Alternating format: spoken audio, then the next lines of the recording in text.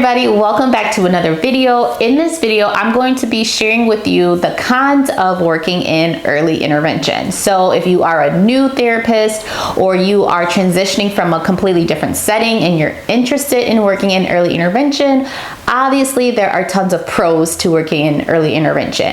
But I have been getting some questions about what are the cons of working in EI, and that is exactly what we're gonna discuss in today's video. Now, even though there are some cons when it comes to working in early intervention, there are definitely some ways that you can work around those cons and turn them into pros. So be sure you stay tuned to the end of this video, and that's when I'll tell you exactly how to turn these cons around and have them work for you.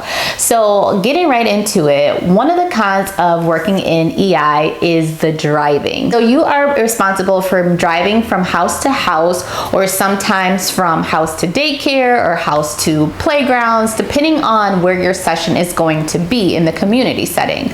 So it's up to you to drive your car and to see those clients. So it's not like a clinic or a hospital where all the clients come to you and you're in one space for the whole day. You are responsible for using your own car, to use your own mileage and your own gas to get to all of your clients. Con number 2 are the cancellations and no-shows. Now, when you're working in like a hospital or you're working in like a private clinic and you're used to having kids come to you, if there's a cancellation or if there's a no-show, you are still getting paid for that time that you are in that clinic space. Since you get paid based on the clients that you see, then if you don't see a client, then you don't get paid for that client. So that's kind of where early intervention can be a little bit tricky with scheduling and as with pay as well. Con number 3 is that there are no benefits when it comes to working in early intervention. And when I say benefits, I don't mean benefits as in there's no good things happening in EI.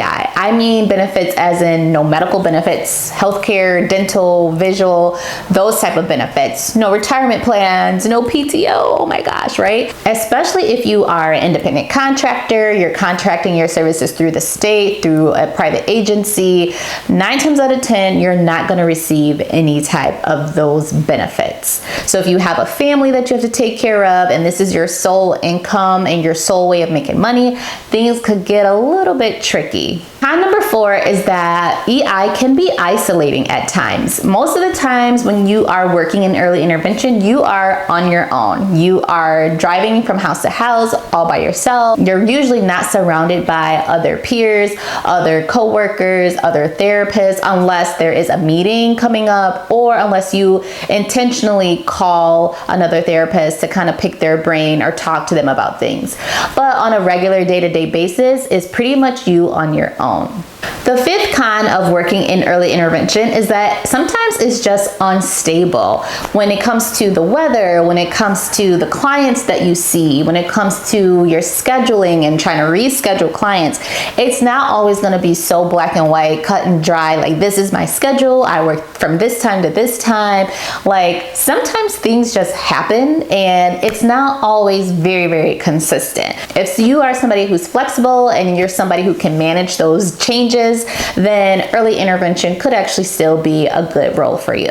Now, earlier in this video, I said that just because there are some cons doesn't mean there aren't ways to offset those cons and turn them into pros, or to kind of twist those cons so that they're not necessarily a con, if that makes sense. So let's rewind. At the beginning of this video, I said that driving could be a con, right? Because you're driving from house to house. However, one tip that I will give you is that if you make sure that your clients are all within a certain amount of mileage or a certain amount of minutes from your house as well as from each other's house, it makes driving a lot easier. Also, you can track your mileage so that you can get credit when it comes to tax season and tax time, and you can get credit for those miles that you drove. The second con that I mentioned earlier in this video was that there are cancellations and that there are no-shows. However, the good thing about early intervention is that you can do makeup sessions. So just because you miss a visit doesn't mean that visit is just forever lost.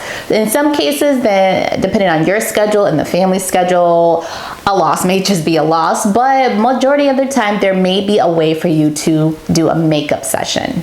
The third con that I mentioned earlier was no benefits. Now, although there are no benefits, there are still options for you. Sometimes people go to the marketplace and look up health benefits that way. When it comes to retirement plans, they definitely have retirement plans that you can open and fund yourself. When it comes to PTO, although you don't get paid for the time off that you take from EI, if you plan ahead carefully, then you can make up those sessions before you travel or before you have that day off. So that way you're still getting paid for those times that you would have been seeing your client. The fourth con that I mentioned was isolation. And yes, although it can be very isolating working in early intervention, there are definitely ways for you to collaborate and get together with other therapists who may be working in your same district or working with the same kids on your caseload. So definitely my recommendation is to find out who else is on the teams that you're working with. Make sure you get some contact numbers and email addresses from other therapists. Also, you can find ways to meet up with other OTs who are in early intervention, whether that's through groups online or just by connecting through the district that you're working for. And the fifth con that I mentioned was it's unstable. But you know what? That just comes with life, right? Nothing is always the same in life. And once you can get that in your mindset and just know that, hey, things could constantly change when I'm working in EI. One day I may see 100% of my caseload. The next day I only may see 50% of my caseload. When you know ahead of time that that just comes with the territory, then you are better well prepared for how to manage those situations. So I hope this video was helpful for you all. I'm going to also link another related video when it comes to working in early intervention. And as always, if you have any questions about early intervention or any other questions when it comes to working as an occupational therapist, please leave those questions or those comments below. And I'll see you guys in the next one. Bye.